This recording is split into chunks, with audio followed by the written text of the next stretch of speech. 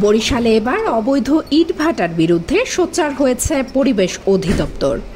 পরপর 2 দিনে অবৈধ 8টি ইটভাটায় অভিযান চালায় তারা। এ সময় নিম্নমানের ইট তৈরি ও কালো ধোঁয়া সৃষ্টি করে পরিবেশ নষ্ট করার অভিযোগে বাকেরগঞ্জ উপজেলার কলসকাঠির মেসার্স মেঘনা ব্রিক্সের জিগজ্যাগ কিলন ও চিমনি, মেসার্স ওয়ান নিপা ব্রিক্সের ড্রাম কিলন চিমনি, মেসার্স রাটা ব্রিক্সের কাঁচা ইট ধ্বংস করা হয়েছে।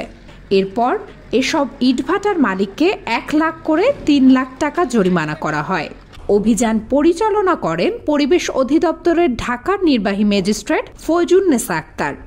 পরিবেশ অধিদপ্তরের বরিশাল বিভাগীয় কার্যালয়ের উপপরিচালক জহিরুল ইসলাম তালুকদার জানান, নিয়ম নীতি না মেনে অবৈধভাবে এগুলো পরিচালিত হচ্ছিল।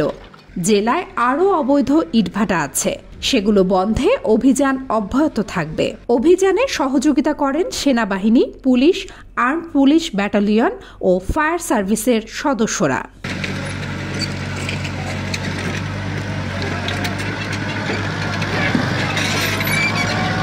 মতবাদ বরিশাল।